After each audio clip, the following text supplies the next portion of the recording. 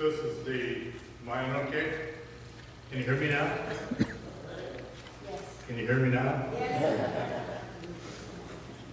This is the part 2 of last week's message, and if you missed it, that's tough. No. You can go online and hear it, and it's under Bay Area Jazz. I could get here. There's a list of sermons. If you miss any sermon, go online. Because you're not going to want to miss any of Pastor Jared's messages, or Val's or Lauren's. Mine you can give or take, but Preach on. you know what? I promised I wouldn't go into a big detail about this week, so I'm not going to go into a big detail about this week. I told Lynn I wouldn't mention my nitro or anything like that, so I won't. But they always told us in college to preach every sermon like it could be your last. Amen. So here goes, okay? Remember last time we looked at the younger son, and we discovered that the real prodigal, which means generous, abundant, overflowing, is the father. And we saw how the father allowed his son to leave, but ran to meet him on the way home.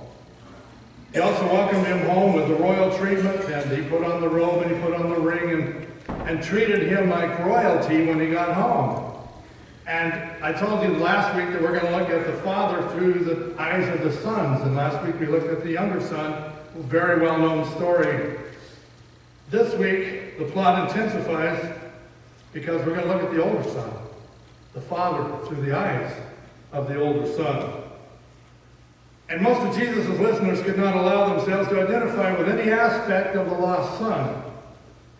But the account of the big brother's response left them room for escape. The big brother was out in the field, as we know. And not surprising, he's responsible, he's faithful, life is a serious business, there's work to be done and duties to accomplish, and all the time while the younger son was out squandering his wealth, the big brother was keeping the farm. And he had good reason to be keeping the farm. When the wealth was divided, the firstborn got twice the amount of the second one. So he received a double portion. So 2/3 of the property was rightfully his. He was more than a joint heir. He received additional rewards from his birthright. We see that in Deuteronomy 21:17. He had a lot more to work for. He wasn't working the fields out of love and faithfulness to his father. They belonged to him. That's why he was working so hard. But like his big brother, he too forgot that what he had was trust from his father. It was to be enjoyed with thankfulness. And the big brother is a look in the mirror for most of us. See, we really are forced to see more than we want to acknowledge this morning. Many of us are like the big brother. And if I step on toes this morning, hopefully this is the last time I stand up here and preach at 320 pounds. Because the doctor gave me a list of stuff that I can't eat. He has it listed in Chinese, he has some in Italian, he has in Mexican, and he has in American. Why live? I mean, come on. Can't eat the good food that I like.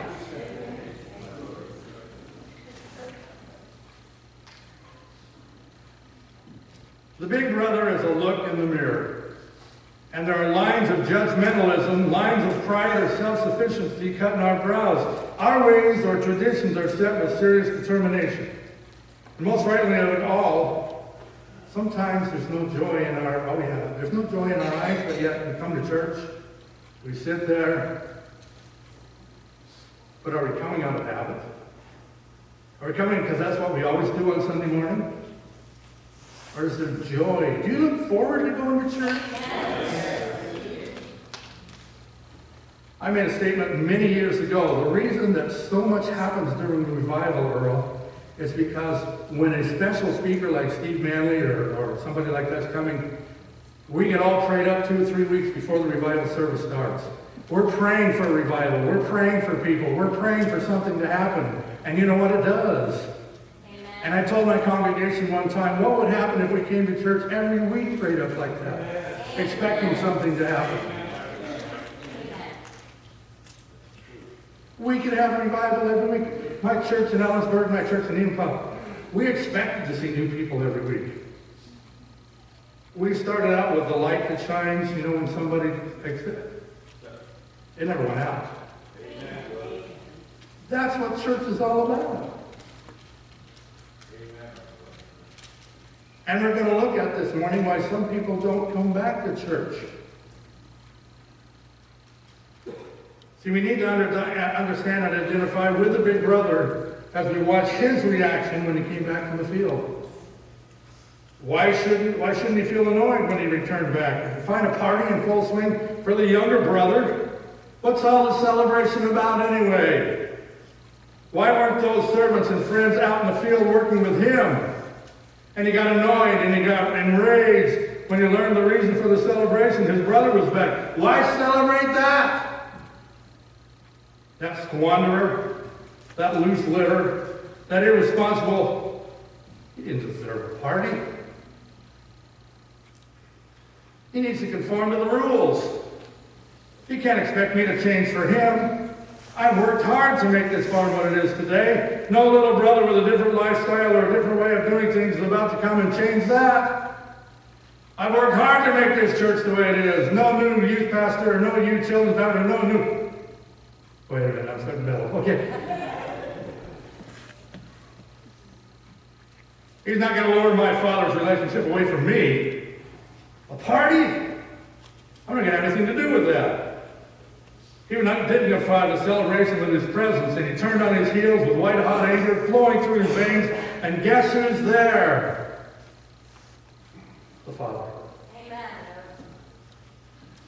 Running prodigal father again on center stage, pursuing him as he ran toward the lost son. Come to the party. Fatherly love. The father took it for granted that the older son would be ecstatic over his brother's return. If not, he would at least be there to enjoy along with the father's heart. Your brother's come home. And so much of the big brother's attitude is focused on his response. Look, all these years I've been slaving for you and never disobeyed your orders. Yet you've never given me a young goat so I can celebrate with my friends. But when this son of yours who squandered your prosperity with prostitutes comes home, you kill the fatted calf.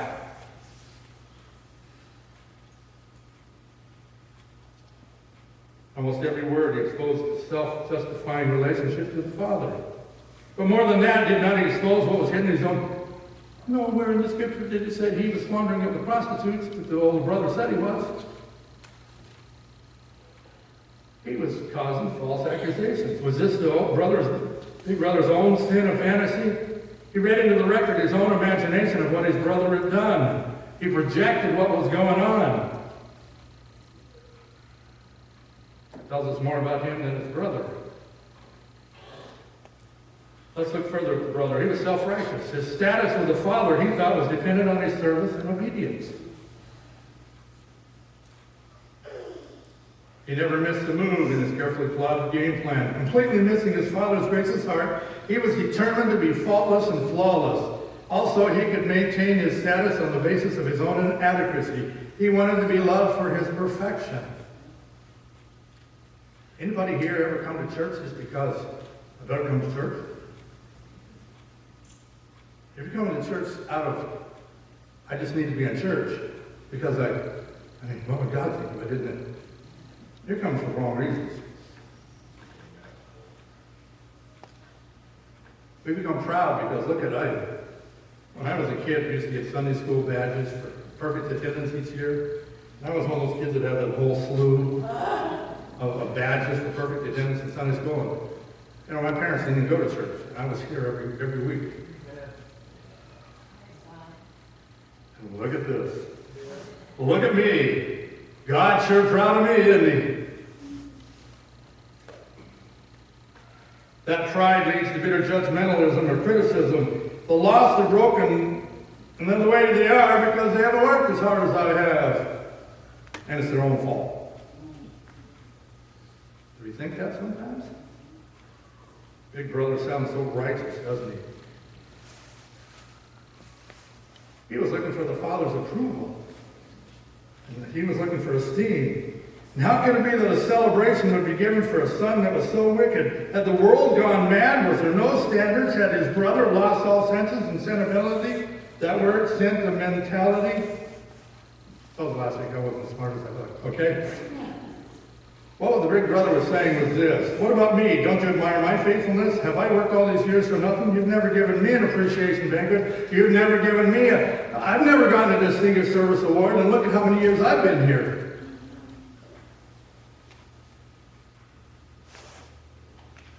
My child, he says, teknon, T-E-K-N-O-N. It's a term of endearment. My child, you're always with me, and everything I have is yours. But we had to celebrate and be glad because his brother of yours was dead and is alive again. He was lost and is found. Amen. Come to the party. That's prodigal love at its fullest. The father had loved the big brother all along. Everything he had was his. Feel the heartbreak of the father? It was probably more excruciating than the loss of the son, the younger son. He realized that his elder son had really never been at home. Before we get too hard on the big brother, we have to admit that most of us share his attitude. How can it be the father's acceptance and affirmation of the younger brother tell us anything about a just God? Is there no punishment for what people do in an inheritance of life? If a rascal like that can slip back into equal status with us, why work? Why do what's right? Deathbed conversions make us wonder about lifelong efforts to serve God and live a productive life. Aren't there some rewards for years of faithfulness? Yeah, there are. It's the joy of being in fellowship with the Father. Amen. Amen. I've often said if there was no heaven, it would be worth being a Christian just because of the fellowship. Amen. But I'm glad that they have. Praise God. Sometimes we big brothers leave home without ever leaving the farm. The distance is measured by our efforts to be adequate on our own, by constantly comparing ourselves to others.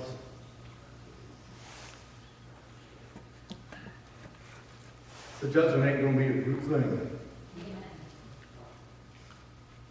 It's individual. God's going to judge you on who you are. And it doesn't matter how much money you give to the church, although it doesn't hurt. You're not going to be judged on how many Sundays you've come in a row. Not going to be judged on how long you've been a member of the church. You're going to be judged on your relationship with Jesus Christ. Amen. And that's all that matters. Are you doing what he tells you to do? So how do we know if we're big brothers or not? Just check our attitudes toward those who have failed. Check our attitudes toward those who are lost. Check our attitudes toward those whose behavior we abhor. Check our attitudes on those that are new and coming with different ways than our God-given perfection. Or those who spend more time seeking the lost than hand-holding those who should be out seeking the Lord. Had an elderly man visit my first pastor. He was from a very self-righteous denomination. We had a large number of non-Christians and new people attending. You know what was amazing? Our church was a lot like this one over here. Where am I at? Out there. We have a lot of cigarette butts outside the door. Is that okay? We had people that came in smelling like alcohol. Is that okay? Amen.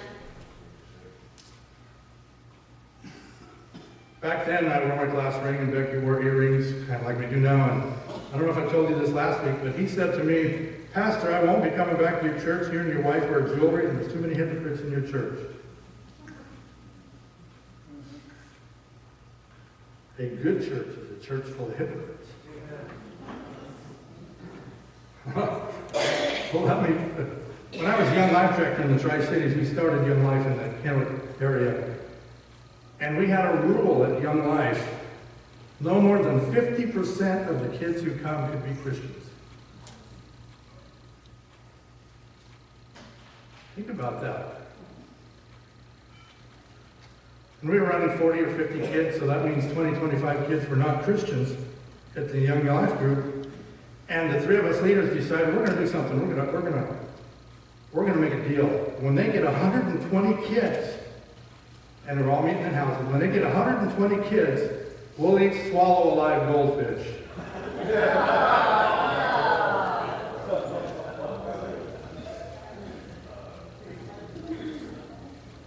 They had a plan.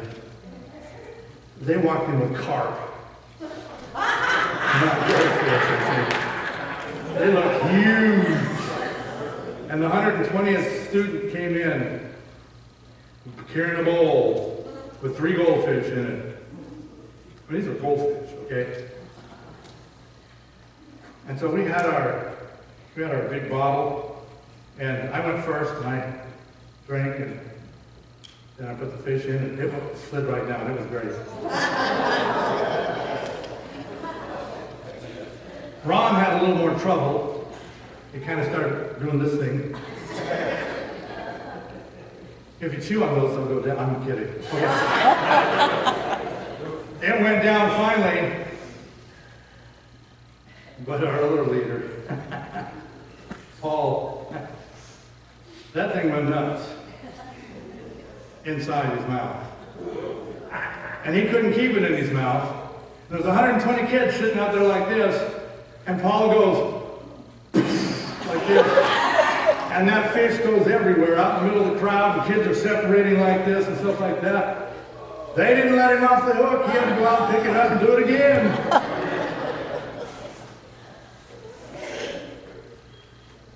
We had about 140 kids that night. Praise God. And we never dropped under 100 after that.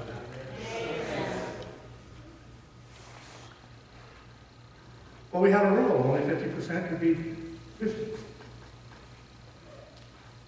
Now, I've told you this, and I've told you this, and I've told you this from the pulpit many times here, but I'm going to give you a guaranteed way to double our attendance next week.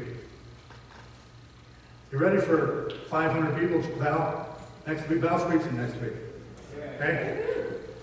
All you have to do to double our attendance next week is every one of you bring somebody with you. That's not Common Core.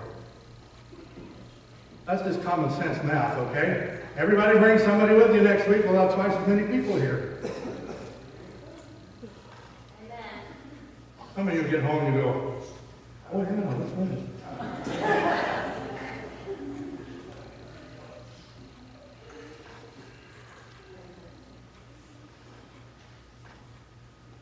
See, I want hypocrites in my church. I told him. I forgot I left that story, but the bird was coming. Okay. They were the ones who needed Christ. Besides that, I told him, even if all the people are strong believers, if you came to my church with that judgmental, holier-than attitude, my church wouldn't be perfect anymore. And I left, and I never saw him again. But it's true. If you're looking for the perfect church, it won't be perfect when you get there. Amen.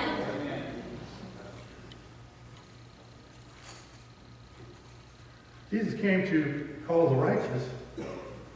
He came to save sinners. For God so loved the world, not just the Christians. Well, the most heartbreaking things of feeling the full impact of what Jesus is saying about us and the big brother. Now get this, is to imagine what would have happened if the returning son, older brother, had met his younger brother on the way home first. The younger brother would have never made it home.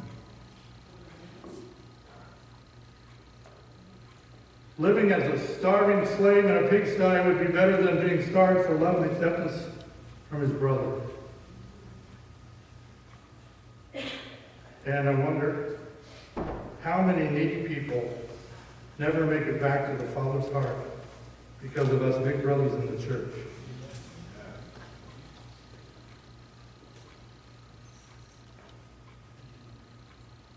You got to be this before you got to do this before. You got to. No, you don't got to. The song says it just the way it is, just as I am, without one plea.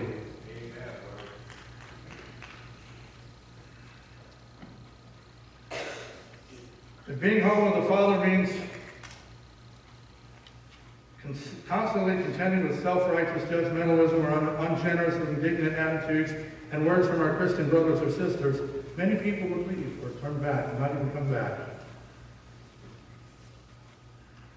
So many churches are turned into houses of judgment instead of homes of grace.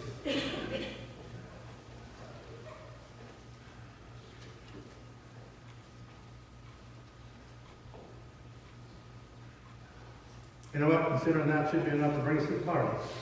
Amen. If we want fellowship with our Heavenly Father, that's where we need to go, to the party, leaving our fussy standards behind. Remember when I preached a few months ago about the white glove test?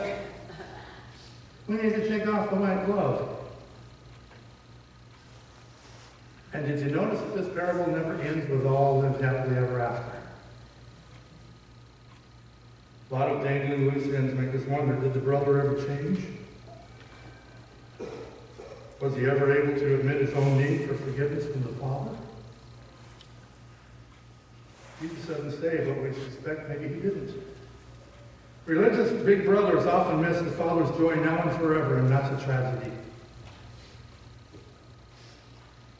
And the final curtain comes down as the Father stands there with his arms outstretched. He's beseeching the elder son to come to his grace. He's not going to force him like he didn't force the younger son, and that's prodigal love too.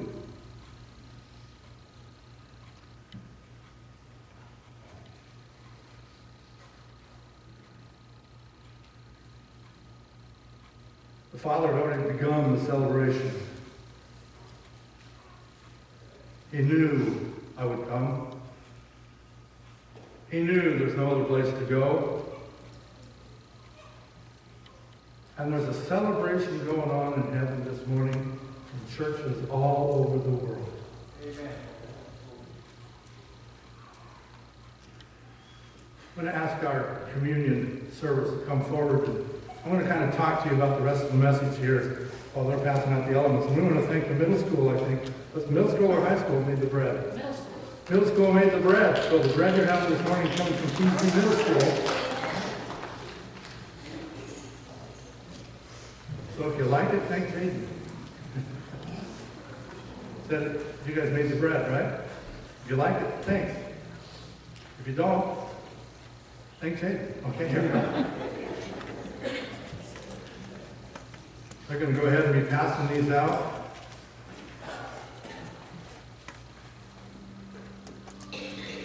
I have a really good friend who was pastor of Spokane Valley Church of the Nazarene, Spokane, Washington.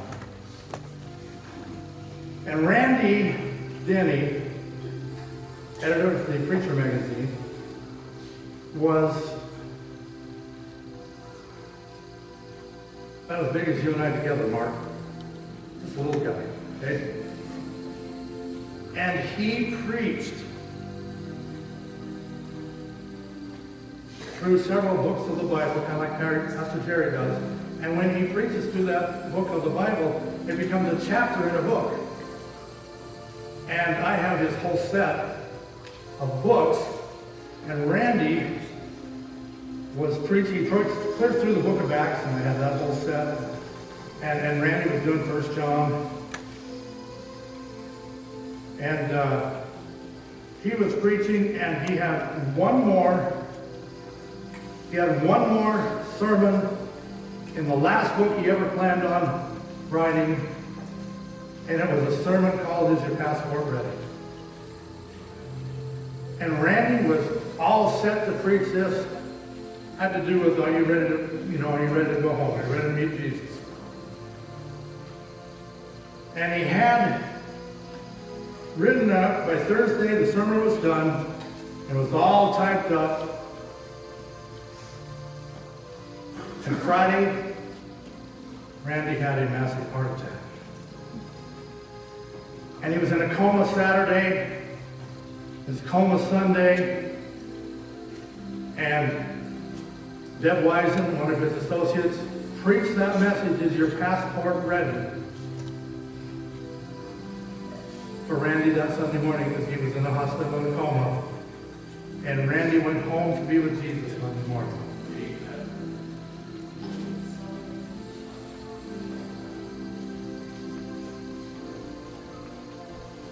I have my passport. Praise God.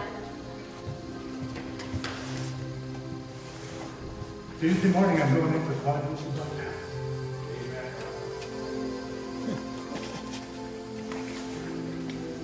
I cast all my cares on him, and if I do that, I don't have any left.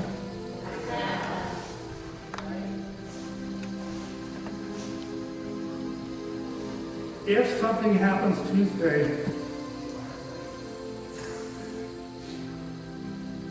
my passport's ready. My passport is ready. And if something happens and I don't make it through, I'm going to. But if I don't, by some chance, the doctor screws up.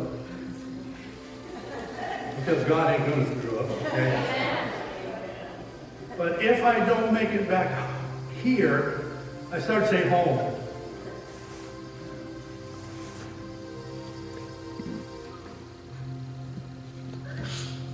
This ain't home. This world is not my home. I'm only passing. And people, if I don't make it back here, I'll see you in heaven. I know that I know that I know that my passport's ready. I'm ready to go.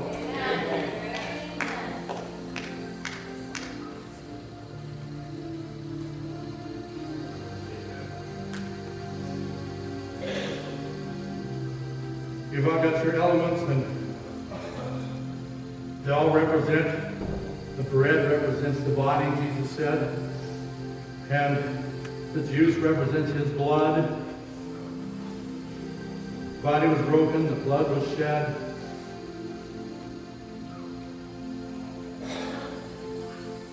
But the Bible tells us we need to do a self-examination before you take these elements. Before you take of this bread, before you drink of this juice, is your passport ready?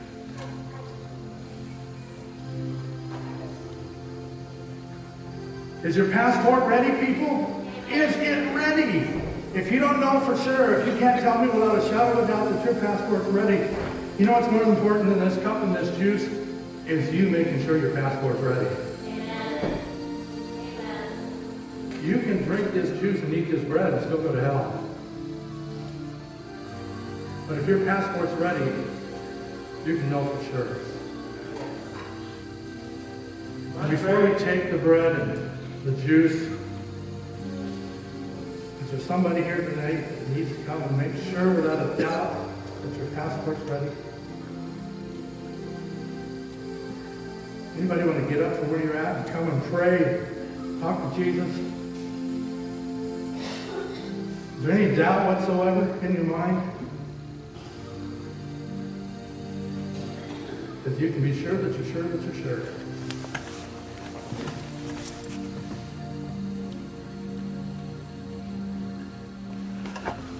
I hadn't made a communion back for about 4 days, and yesterday I had to take 2 of them.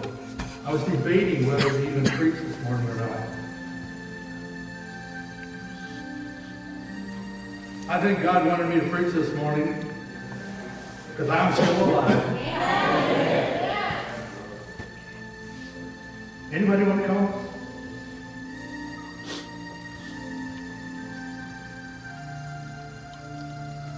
All hearts are clear. Thank you. Is your passport ready? Jesus took the bread.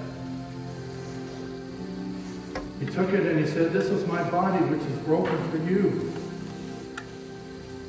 Take and eat in remembrance of me."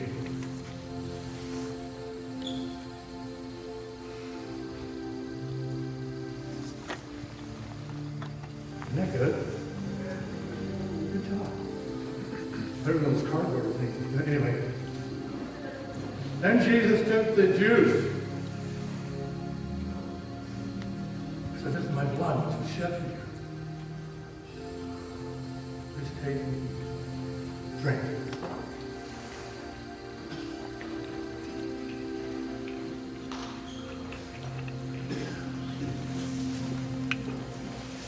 Some of you will be getting a text this week. Tuesday, as soon as I get a hold of my phone and I'm unmedicated enough to be able to text something, I'm going to text people that says, I'm still alive, the pain I'm in, and the room I'm in, this is definitely not heaven, I'm still alive.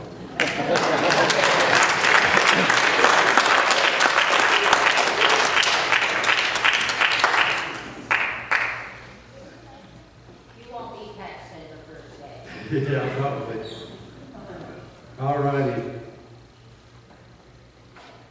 Everybody, hearts clear? It's 11:45.